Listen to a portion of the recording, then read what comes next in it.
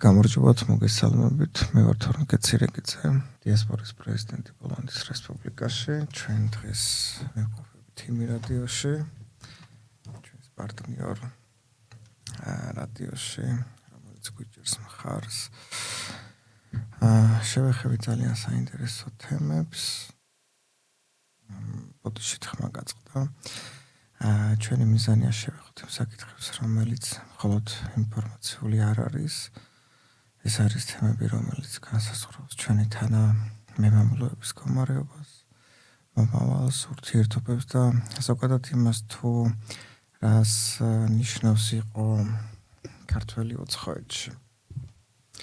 დღეს ვისაუბრებთ ძალიან მნიშვნელოვან გრძნობიარე საკითხებზე, რა გვაერთიანებს, რა გვაშორებს, რატომ არის ჩვენი ერთიანობა ასეთი მნიშვნელოვანი საკითხი და როგორ შეიძლება პატარა ერმა დიდი გზა გაიაროს სწორ აზროვნებაზე დაყრდნობით, ხო? მინდა ეს საუბარი იყოს ყველასთვის სასარგებლო, რადგან დღეს ვისაუბრეთ სწორად იმაზე, თუ როგორ შეიძლება გახდეს დიასპორა ძლიერი და ერთიანი.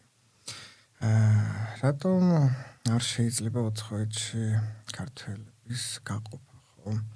პოლიტიკური მიზეზებით. ეს არის ყველაზე მნიშვნელოვანი თემა დღეს და ჩემთვის ყველაზე მტკინვეული არის ამავდროულად.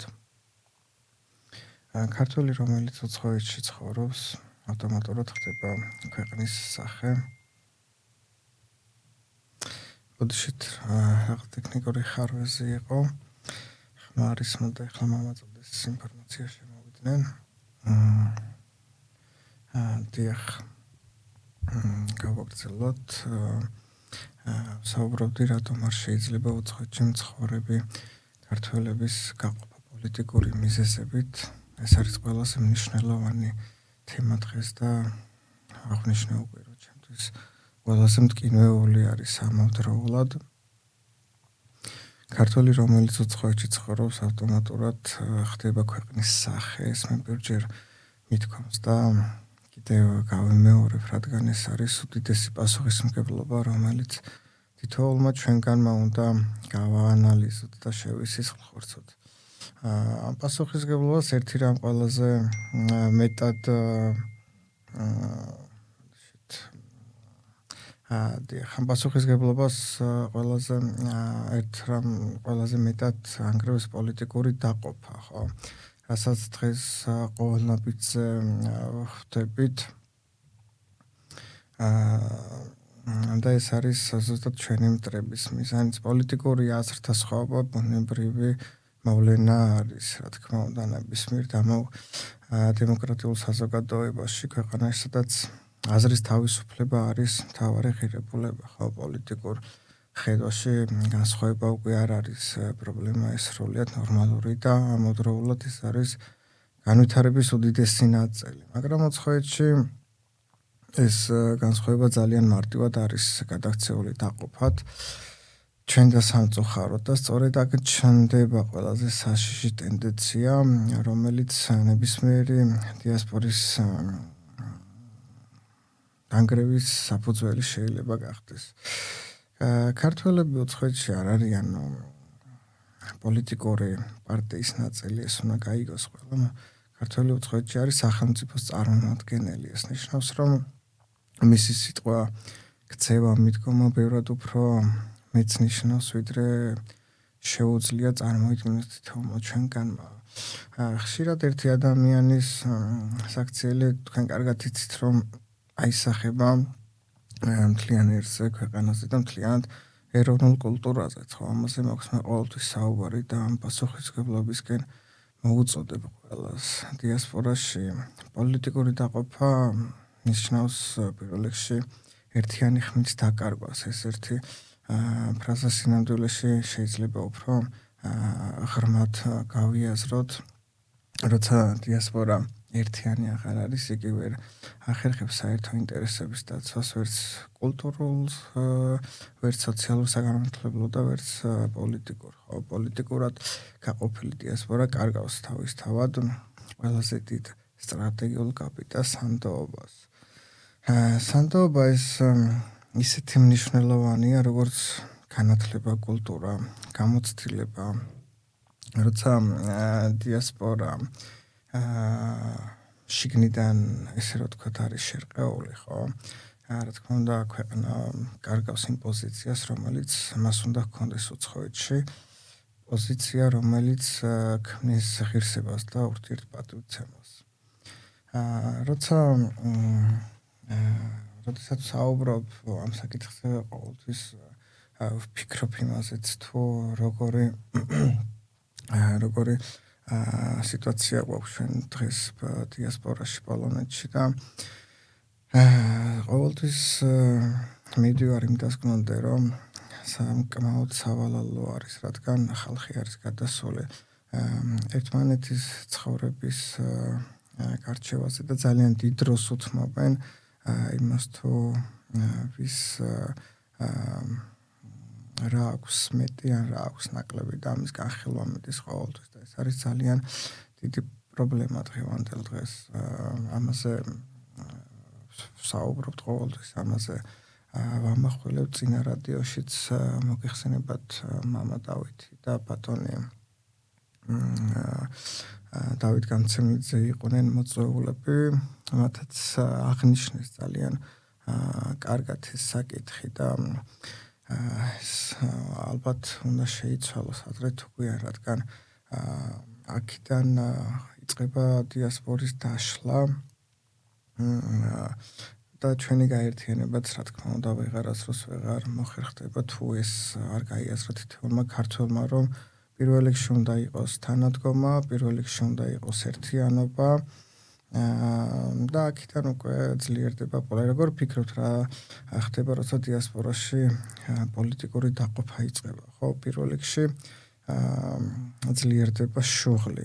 სოციალური სივრცე სავსეა დაპირისპირებით, ეს უკვე მე აღვნიშნე და ძალიან სამწუხარო არის ქართველები ერთმანეთის მიმართ უფრო მეც საყვედურს ამბობენ, ვიდრე მხარდაჭერას გამოთქვამენ, ხო, და ეს ეტაპობრივად იქცევა შიდა პოლარიზაციათაც, ხო, შემდეგი უკარგავთ რესურსებს. როცა საერთო კონცენტრაცია იშლება ძალაც, ხო, რა თქმა უნდა, ქართველები ვეღარ ახერხებენ იმუშაონ ერთობლივ კულტურულ ღონისძიებებზე, ვეღარ დგანან ერთმანეთის გვერდით კრიზისის სიტუაციებში და ვეღარ ქმნიან იმ საზოგადოებრივ ძალას, რომელიც უცხოეთში ასტიმულირებს ურთიერთ მხარდაჭერას. არის ესეთი საკითხი კიდე, რომელიც საერთაშორისო გავლენას შეეხება, როცა უცხოელ პარტნიორს ან ჟურნალისტს თუნდაც პოლიტიკურ ინსტიტუციას, ხო, ეკარგება ნდობა. უჩნდება გასცა, რომ კონტროლი ქვეყანაში არის გაყოფილი, როცა ხედავს, რომ ერთი ორ ნაწილად არის დაგსაქსული, ესე რომ თქვათ, ისინი აღარ ფიქრობენ იმაზე, თუ როგორ უნდა დაეხმარონ ამ საზოგადოებას განვითარებაში, როგორ შექმნან პირობები ინტეგრაციისთვის, განათლებისთვის, დასაქმებისთვის, ხო, პირიქით. ჩნდება უნდობლობა, ჩნდება ეჭვი, შიში და ხშირად იწყება მკაცრი მიდგომები, რასაც სამწუხაროდ დღეს ხედავთ პოლონეთის რესპუბლიკაში. იწყება დეპორტაციები, ქვეყანაში არ შეშვება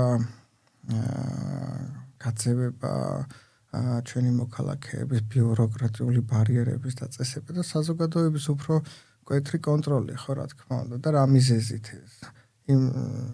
ისე რომ ვთქვათ, ყველაზე უბრალო მიზეზი არის, რომ დიასპორა შიგნით არის გახლეჩილი და ქვეყანა, რომლის მიწაზე ცხოვრობ, კარგავს წარმოდგენას შენზე, როგორც ერთიან საზოგადოებაზე, ხო?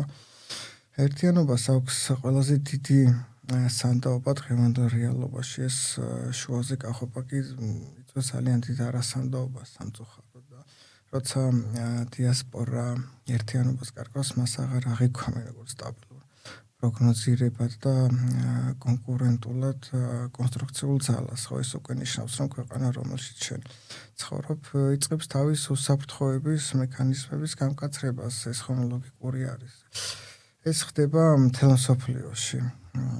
არც ერთი ერისთვის არ მოუტანია სასიკეთო სიკეთის საზოგადოების შუაზე გაყოფას და და რა თქმა უნდა ამიტომ მოხს მე ამ თემაზე საუბარი რომ ჩვენმა დიასპორელებმა ეს გაითვალისწინონ და პირველ რიგში უნდა შეიცვალოს ხალხის შიგნიდან ფილოსოფია რომ ჩამოუყალიბდეთ ის განცდა რომ ქართველს უნდა დაეხმაროს და არ უნდა გადაეკიდოს მტრად და ხელი ყოველ შემთხვევაში თუ არ ეხმარება ხელი მაინც არ უნდა შეუშალოს ხო რაღაც წინსვლაში ეს არის ყველაზე მნიშვნელოვანი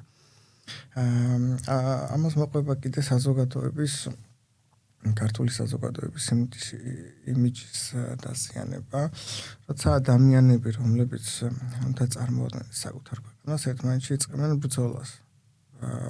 პირველ რიგში სწორედ ჩვენი ქვეყნის საქართველოს იმიჯი ამით ზიანდება, ხო და მეთანხმებით. და ეს არის ყველაზე დიდი პრობლემა დღევანდელ დღეს. ამიტომ დიასპორაში მცხოვრებმა ქართველებმა ერთი რამ კარგად უნდა იცოდეს, უცხოეთში შენ არ ახარ არც მემარცხენე და არც მემარჯვენე, არ ხარ არც პოზიცია და არ ხარ არც ოპოზიცია. შენ უბრალოდ ხარ მხოლოდ ქართველი, ხო? ეს სიტყვა ქართველი არ არის უბრალოდ წოდება, ეს არ არის სიტყვა, ეს არის უდიდესი პასუხისმგებლობა და ამ პასუხისმგებლობის გააზრებისკენ მოუწოდებთ ყოველთვის ყველას. ამაზე გქონდა ჩვენ საუბარი წინა გადაცემაშიც და ძალიან კარგად ახსნა მამაომ თუ მამა დავით კონჯარიამ თუ რატო არის ეს პასუხისმგებლობა ესეთი მნიშვნელოვანი, ხო? ჩემი აზრით დღეს როგორც ამართლებენ ამას რომ ეს არის პოლიტიკური მრავალფეროვნება, ეს სრულიად ნორმალური არის, მაგრამ არ უნდა ჩემთვის ნორმალური არის, რა თქმა უნდა იყოს პოლიტიკური მრავალფეროვნება, მაგრამ არ უნდა გადაიქცეს შიდა ომად. საქართველოს ისედაც იმყოფება და ჩვენი რეგიონი არის ძალიან რთული, მუდმივად გამოწვევის წინაშე დგას. თქვენ კარგად იცით ხო და დიასპორამ არ შეიძლება საკუთარ თავს შეკნიდან შეუქმნას კიდე ახალი საფრთხეები, ხო? რადგან დაწყებული ემიგრაციიდან პრობლემა პირდაპირ ჩადის ჩვენთან საქართველოში, ხო? რადგან აღნიშნე ერთხელ უკვე რომ ჩვენ როგორც დიასპორელები ვართ წარმომადგენლები ჩვენი ქვეყნის უცხო მიწაზე და პირდაპირ აისახება ჩვენი თითოეული ქცევა ჩვენს ქვეყანაზე და მე უკვე ძალიან აღარ არის ისეთი მნიშვნელოვანი შენი აზრი რომ შენ გიყო შენი საქართველო და ეს გამოხატვა ამ სიტყვებით ეს უნდა იყოს დაფიქსირებული პირველ რიგში პასუხისმგებლობით და უნდა იყოს აღქმული და შეგნებული უნდა ქონდეს თითოეულ ქართველს და გაანალიზებული. ზუსტად ეს არის იმას, რასაც ვცხოვრობ, რომ დიასპორის გაერთიანება იწყება აქედან, ხო? და დიასპორის გაყოფა იწვევს საქართველოს დასუსტებას, ეს მე შემიძლია ძალიან პირდაპირ თქვა და დიასპორის ერთობა არის საქართველოს გაძლიერება, ხო? შეიძლება ეს ნორმალური არის, რომ პოლიტიკურად ვერ შეთანხმდეს საზოგადოება, მაგრამ ერთ რამეში უნდა იყოს შეთანხმება ყოველთვის საქართველოს გარეთ ქართველის მტრად არ უნდა გახდეს და არ უნდა გადაიქცეს მის მტრად. ეს უნდა იყოს პარტნიორი, თანამგზავრი და თანამებრძოლი. ეს არის ყველაზე დიდი ფორმულა და უადვილესი ფორმულა, რაცაც უბრალოდ ჩამოყალიბება ადამიანის და შეგნება ჭირდება. ჩვენ მოგეხსენება ერთ-ერთი შვილები ვარ და როცა ადამიანს და ქართულს გაუჭირდება უცხოეთში ქართულის გარდა დარწმუნებული ვარ ისე როგორც ქართული დაეხმარება ქართულს არავინ არ დაეხმარება და ზუსტად ამიტომ არის ეს ყველაფერი გასააზრებელი და ეს პასუხისმგებლობა ასაღები რომ ქართველმა უნდა იცოდეს რომ როცა გაუჭირდება უნდა ქონდეს ისე ქართველი სიმეტრი და არ უნდა ეძებდეს უცხო ქვეყნის მოქალაქეებში შველას უნდა იდგეს გვერდში ქართველი და რა თქმა უნდა ძლიერი იქნება ბევრად. ზუსტად ეს ძალა გვჭირდება დღეს და აბსოლუტურად ყველგან სადაც ქართველის ხმა ისმის დარწმუნებული ვარ რომ ყველა ქართველი იქნება ბედნიერი და ძალიან ძლიერი. ქართული დიასპორაც ყველგან ფაქტიურად ხო მთელ სოფლიოში არის და არ საუბრობ მე იმ ქართველებს რომლებიც პოლონეთში იმყოფებიან, საუბრობ ზოგადად ემიგრაციაზე და ზოგადად თითოეულ იმაზე იმ ქართველზე, რომელიც გაცდა უკვე ჩვენი ქვეყნის საზღვრებს და ეს არის მათი ზუსტად პასუხისმგებლობა და აქედან იწყება ის შეგნება და ის სახელმწიფოებრივი პასუხისმგებლობის ჩამოყალიბება. რაზეც მე ვსაუბრობდი, ხო, ერთიანობა უცხოეთში ეს ნიშნავს ძალიან მარტივ და ამოწურებულ მნიშვნელოვან რამეს ქართველს გვერდით უნდა დაუდგეს. ეს არის მარტივი ფორმულა, უბრალოდ ამას ჭირდება გააზრება ისევ და ისევ შემიძლია გავიმეორებ და კიდე გავიმეორებ, რომ ვინ დაეხმარება ქართველს თუ არა ქართველი. ამაზე მგონი ყველა ვთანხმდებით, ხო, ერთიანი დიასპორა ზუსტად აქედან იწყება, ხო, როდესაც ქართველს ექნება ქართველის იმედი, გვერდში თქომის იმედი და საუბარი არის ყოველთვის იმაზე და ამით ამართლებენ. მე ძალიან ბევრჯერ მომისმენია, რომ არ დგანან ქართველები ერთად, იმიტომ რომ აქვთ შორის და ბოხმის განცდა, ხო. ესეც არის გამოწვეული ზუსტად სამწუხაროდ გაუნათლებლობიდან. ეს ჩემი აზრი არის, შეიძლება რაღაც არ დამეთანხმოს, თუმცა როდესაც ადამიანის განათლება და მისი შექმნება არის აწეული, მე ვფიქრობ, რომ ბოღმა და შორი უკვე აღარ არის ისეთი უპირატესობაში, რადგან ყველა ადამიანმა უნდა იცოდეს თავისი შესაძლებლობები, ყველა ადამიანმა უნდა ნახოს თავისი გზა, ესე რომ ვთქვათ, და უნდა გახდეს თავის საქმეში პროფესიონალი და აქედან უკვე გამოირიცხება ყველანაირი შური და ყველანაირი ბოღმა. მე როდესაც ვხედავ, რომ ჩემს გვერდზე მყოფი ქართველი რაღაც საქმეში არის წარმატებული, მე არ უნდა მინდოდეს გავხდე მისნაირი, მე უნდა ვიყო, შეიძლება მე დავდგე მის გვერდში და ჩავერთო მის საქმიანობაში, თუმცა ჩემი პროფილიდან, ხო, ჩემი პროფილიც უნდა მქონდეს მე გაძლიერებული, გამყარებული, რომ მისი ეს წარმატებული გზა უფრო წარმატებული გავხადო და მე აქედან უკვე ხეირი ვნახო. ხო, ეს არის ზუსტად ის შეგნების ფორმულა, რასაც გაერთიანება და ერთად დგომა ქვია. ერთიანობის მნიშვნელობა უცხოეთში კიდევ ერთი მიმართულებით ჩანს, როცა სხვა ერის წარმომადგენლები ხედავენ, რომ ქართველები ერთმანეთს გვერდით უდგანან, ხო. ეს არის იზრდება ერის მიმართულება მომენტალურად და ზუსტად ასეთ ხალხს ცემენ პატივს. ამიტომაც საერთაშორისო ურთიერთობებში ხშირად უფრო მეტი წონა აქვს, რომ იცოდეთ, ვიდრე ნებისმიერ ოფიციალურ განცხადებას, რაც კეთდება ზოგადად. ერთიანობა ეს ფრაზა სწორად უნდა გავიაზროთ და არ უნდა აღვიქვათ როგორც ერთნაირობა, ამაზე მაქვს მე საუბარი. ჩვენი განსხვავებულობა ზუსტად ჩვენი ყველაზე დიდი სიმდიდრე არის, მეგობრებო, და მაგრამ სანამ განსხვავებას გამოვყოფთ, უნდა გვახსოვდეს თავარი, რომ ჩვენ არ უნდა გავხდეთ ერთნაირები, ჩვენ უნდა ვიყოთ ერთიანები. და როგორც უკვე დავაფიქსირე, ყველა ჩვენი საქმით უნდა ვიყოთ დაკავებული, ყველას უნდა ქონდეს თავისი პროფილი, თავისი თავის პროფილში მაქსიმალური განათლება და უნდა გამოვიყენოთ ერთმანეთის სიძლიერეები. კიდევ და კიდევ აგიხსნით, რატომ არის პოლონეთი ესეთი ჩამოყალიბებული ქვეყანა, იმიტომ რომ პოლონელებმა უკვე მიაღწიეს იმ დონეს, რომ ყველა თავის საქმეში არის ჩართული, ყველას აქვს თავისი განზრახული მიზნები და ამ მიზნებს ემსახურებიან, ხო, არა აქვთ რაღაც ამბიციები ზედმეტი, რომ მე მინდა იმისნაირი გავხდე და ის რატო არის იქ და ისეთი წარმატებული მე უნდა ვიყო იქ.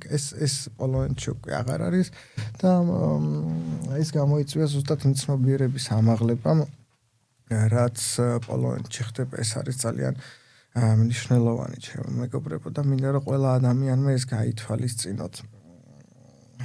მე ზოგადად ძალიან მიყვარს ამ თემებზე საუბარი და ვფიქრობ, რომ ეს ალბათ აუცილებელიც არის, რადგან მხოლოდ აქ ვხედავ საქართველოს სწორ განვითარებას.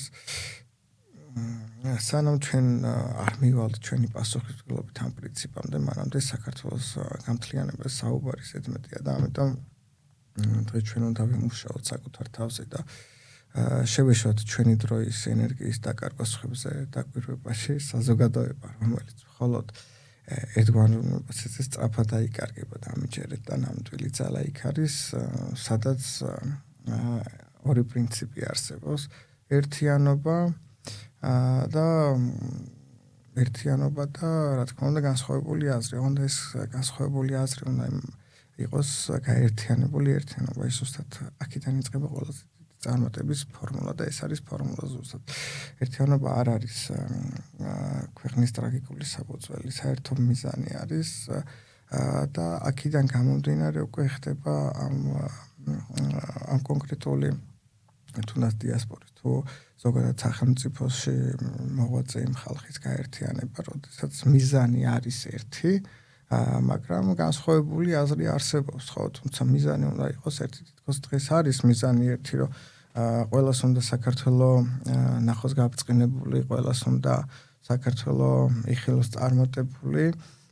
ეს არის, ანუ ეს ყველაზე მნიშვნელოვანი საკითხი რაც აქვს, ეს უკვე ყველა ქართველში არის ჩამოყალიბებული და ძალიან უწევს ეს მიზანი ქართველს აქვს, თუმცა აკლია გაერთიანება.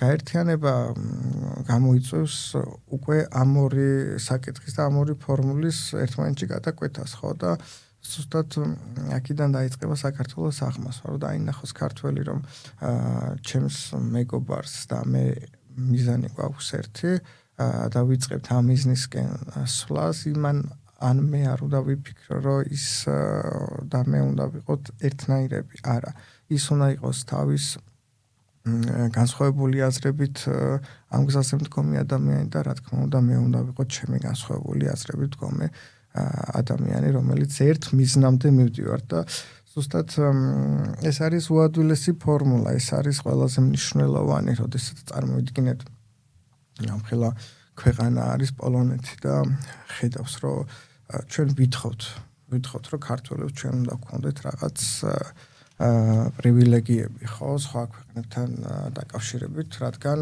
ვართ იმ ევროპული ოჯახის წევრი და გვაქვს რაღაც ჩვენი პრეტენზიები, ხო, არ მინდა კონკრეტული ქვეყნების ჩამოთვლა, რომელზეც მე მაქვს საუბარი, თუმცა, როდესაც სახელმწიფო ხედავს პოლონეთის სახელმწიფო, რომ უყურებს და დიასპორა არის შუაში გახლეჩილი, ხო, ზოგი ოპოზიცია, ზოგი პოზიცია არის, საერთო პროექტებს ვერ აკეთებენ, საერთო ღონისძიებები არ კეთდება ქართული, არ არსებობს თუნდაც ქართული ადგილი, სადაც ქართული სახლი დავარქვა, სადაც ხდება თავშეყრა. ეს ყველაფერი აისახება თითოეულ ჩვენგანზე, იმიტომ რომ იკარგება ნდობა. აქედან გამომდინარე უკვე ხვდებიან, რომ პოლიტიკურად არის ესერი გახლეჩილი და თუ დასჭირდებათ როდესმე რომ თავისი ინტერესები ჩადონ და თავისი პოლიტიკური ხედვა და ნარატივები გაავრცელონ, კი ბატონო, რომელიღაცა ფრთას და რომელიღაცა მიმართულებით წაიყვანს ამ საზოგადოებას და რა თქმა უნდა ერთი ნაწილი დარჩება რაღაც ესე რომ ვთქვათ ინფორმაციული ზეწოლის ზეგავლენის ქვეშ და მეორე დარჩება შეიძლება არც დარჩეს და მოხდეს მათი ესე რომ ვთქვათ გაყრა ქვეყნიდან, ხო, თუ არ დაეთანხმებიან კონკრეტულად. ამიტომ ეს არის ყველაზე კრიტიკული მომენტი, ახლა რასაც ვსაუბრობ და ზუსტად ყველაფერი არის შესაძლებელი და ზუსტად ის რომ ავიცილოთ ჩვენ თავიდან, ჩვენ უნდა გვქონდეს აი ეს მიზანი, რასაც მე ვსაუბრობდი და ის ცნობიერების ამაღლება უნდა მოხდეს ჩვენ ხალხში, ჩვენ საზოგადოებაში, უნდა მოხდეს გაერთიანება, ხო? და როდესაც ერთიანები ვიქნებით, უკვე ჩვენი სიტყვა ძლიერი იქნება, ჩვენი მიზანი საერთო იქნება, ხედვები კიდე განსხვავებული, ამიტომ უნდა ჩემი აზრით უნდა მოხდეს ჩვენი ქართველების გაერთიანება და დიასპორა, ქართული დიასპორა და მე შემიძლია პასუხისმგებლობით თქვა როგორც დიასპორის პრეზიდენტი, რომ ამაზე ვმუშაობთ.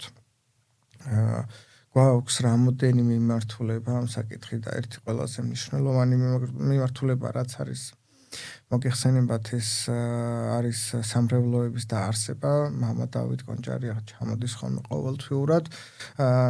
ეს არის პირველი ეტაპები, ხო, დასაწყისი არის, უკვე რამოდენიმე სამრევლო არის, დაახლოებით 7 ქალაქში არის გახსნილი სამრევლო და იხსნება სამრევლოს ქვეშ იხსნება საკვირაო სკოლები, ხდება დიასპორის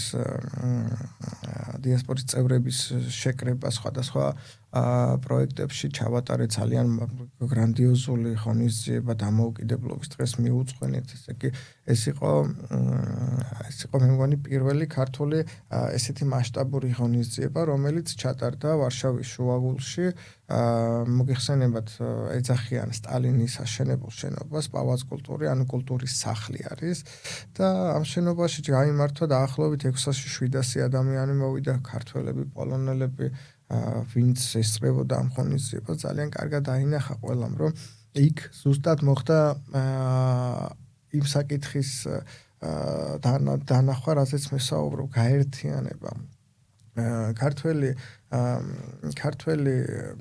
ძალიან ქართველი ერი ზოგადად არის ძალიან განსხვავებული ერი, ხო? მათ ჭირდება ძალიან სპეციფიკური მიდგომა და ეს მიდგომა არის ძალიან მნიშვნელოვანი, რომ დამოკიდებულება უნდა გქონდეს ქართველისადმი ძალიან თბილი.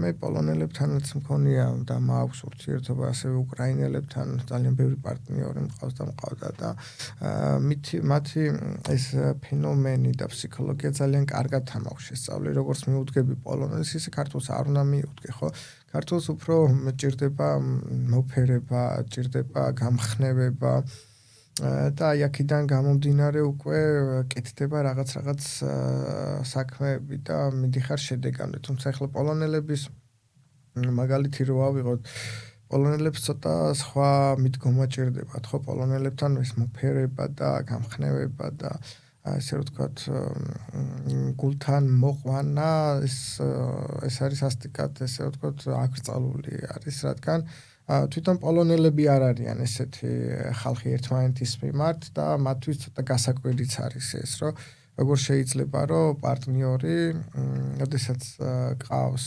პოლონელი, რომ თუნდაც რაღაცა თბილად და პირიქით საქმე უნდა იყოს დასაბუთებული უნდა იყოს არანაირი სიტყვაზე ნდობა არ ხდება ყველაფერი არის გაწერილი და აქედან უკვე მიდის ჯანსაღი პარტნიორული ურთიერთობა და ქართველების შემთხვევაში მე ძალიან ბევრი ინფორმაცია მაქვს და ვიცი ისეთი ადამიანები რომლებიც ბევრი წლებია სიტყვით პარტნიორობენ სიტყვაზე ენდობიან ერთმანეთს ძალიან ჯანსაღი ურთიერთობა აქვთ, ხო? ანუ ქართველისთვის სიტყვა არის ძალიან მნიშვნელოვანი რა და ეს განსხვავება არის, ამიტომ ქართველს ხო ცოტა თემიდან გადავედი, მაგრამ ალბათ ეს ძალიან მნიშვნელოვანი არის ეს საკითხი, რადგან ვინც მოგვისმენს, ვინც ახალი ჩამოსული არის პოლონეთში, დაიწყებს პოლონელებთან და თუნდაც უკრაინელებთან რაღაც პარტნიორულ საქმიანობას ეს აუცილებელი არის, რომ მათ გაიგონ და აუცილებელი არის, რომ ეს საკითხი ქონდეთ და ეს ინფორმაცია ქონდეთ მათ, რადგან ჩემი გამოცდილებიდან და არა მარტო ჩემი გამოცდილებიდან ძალიან ბევრი გამოცდილი ქართველი ვინც პოლონეთში რაღაც ბიზნეს საქმიანობას და კომპანია აქვს და ვისაც ქონია პოლონელებთან ურთიერთობა ეს ამ ფაქტებს ისინიც დააფიქსირებენ და ძალიან კარგი იქნება, რომ ჩვენმა თანამოქალაქეებმა ეს ყველაფერი იცოდნენ. ისევ რომ დაუბრუნდეთ გაერთიანება საკმაოდ ბევრი ვისაუბრე ქართველების ერთიანობაზე. ჩვენ ძალიან კარგი პროექტები გვაქვს და დაგეგმილი მომავალ წელს არის საკმაოდ ძლიერი პროექტი. დაგეგმილი არ ვიცი რამდენად მოხდება ამ პროექტის დაფინანსება.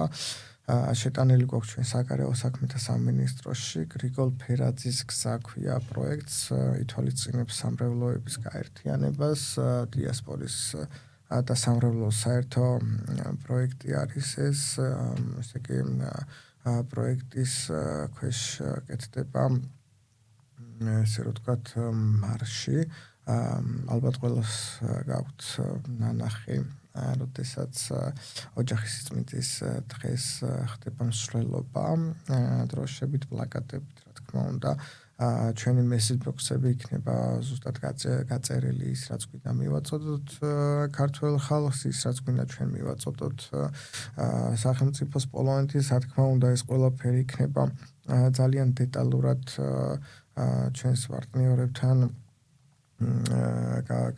გასაზრული და გაფილტრული რომ არ მოხდეს რაღაც არასწორი, რადგან მოიხსენება თითოეულ სიტყვას მათ მნიშვნელობა იქნება.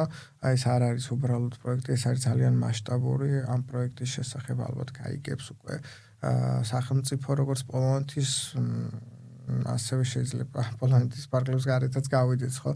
რადგან არასდროს არ მომხდარა ესეთი ცოტა ძალიან ხმამაღალი პროექტი არის და ვფიქრობ, რომ შეიძლება ძალიან დიდი ინტერესი გამოიწვიოს როგორც პოლონეთის სახელმწიფო, ისე სხვა სახელმწიფოებიდან არაფერი არ არის გამორიცხული, რადგან ჩვენი ხედვა რაც არის საკმაოდ მკაფიო, რომ ქართველებს უნდა გქონდეთ დამსახურება, თუნდაც იმიტომ, რომ მათ პოლონეთის დამოუკიდებლობის აღდგენაში დაბრუნებაში ძალიან დიდი როლი აქვთ და ამის გამო შეიძლება რომ ცოტათი მაინც თუ დაფასებულები არა იმ ხალხის გვერდით იდგნენ, რომლებიც ასე თუ ისე არიან დაფასებულები, არ მინდა ეს ამერების ჩამოთვლა და ამიტომ მნიშვნელოვანი არის რომ მივაწოდოთ ჩვენი ეს message box-ები პოლონეთის სახელმწიფოს, ესე იგი მოხდება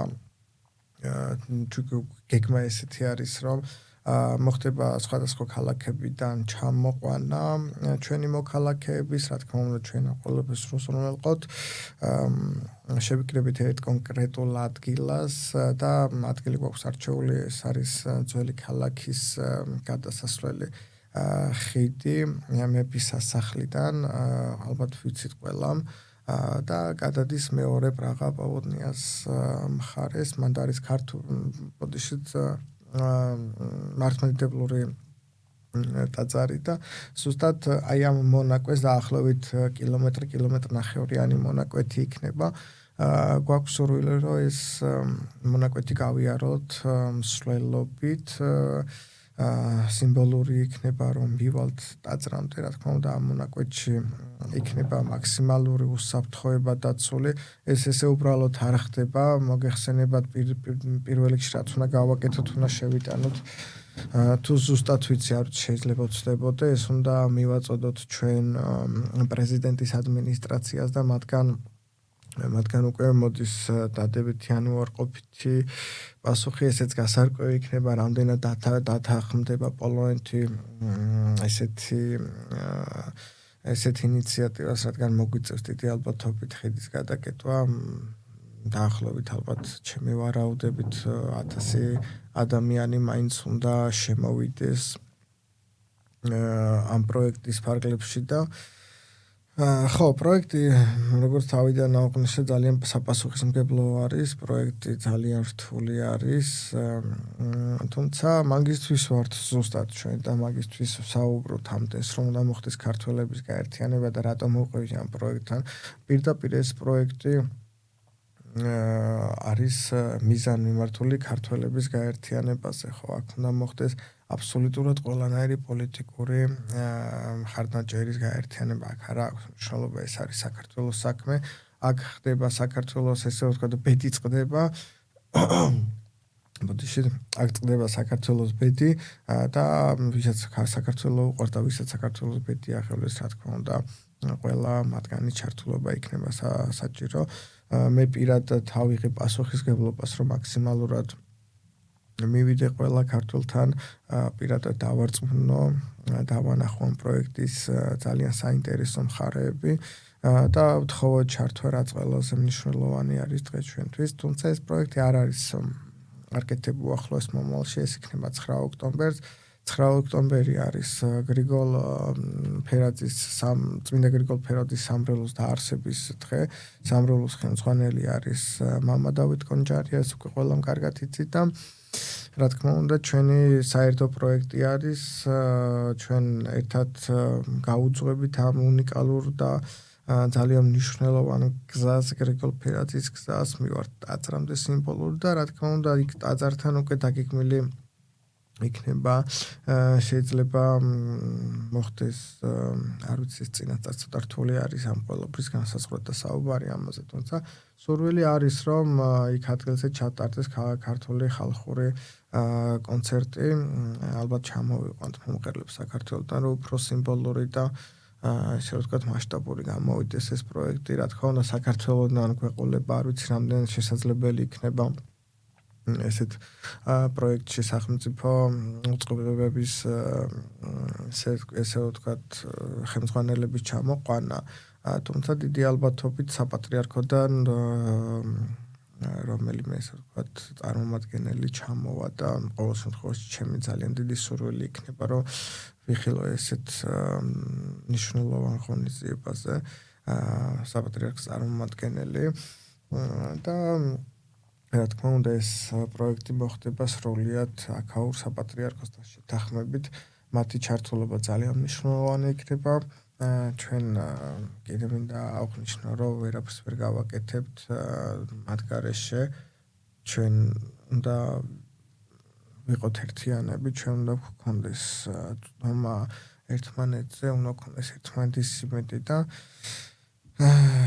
მნიშვნელოვანი არის მოკლედ ერთი სიტყვით ეს გაერთიანება რასაც თავიდან საუბრობდი და ალბათ ჩვენ შევძლებთ რომ მომავალ წელს უკვე 9 ოქტომბერს დავინახოთ ის შედეგი რასაც დღეს ვსაუბრობ არ არის ცოტა დრო ერთ წელიწადში შეიძლება ამ ყველაფრის შეცვლა შეიძლება პასუხისმგებლობის აღება გაანალიზება ჩვენ მაქსიმალურად შევეცდებით რომ ჩვენი პროექტები იყოს ძალიან ხშირი შევეცდებით რომ მაქსიმალურად დავანახოთ რომ ჩვენ არასდროს ფარხმალს არ დავყარით ვივლით წინ და წინ ვფიქრობ რომ ზუსტად ესეთი მიდგომა ძალიან ბევრ ქართველს ვინც დღეს სამწუხაროა მაგრამ უნდა ვთქვა ცოტა შორით და ბოღმით გვიყურებს მათ დააყრევინებს ესე რომ ვთქვათ ამ გრძნობებს ადგება ფეხზე გადაწყვიტავს ჩვენთან შემოერთებას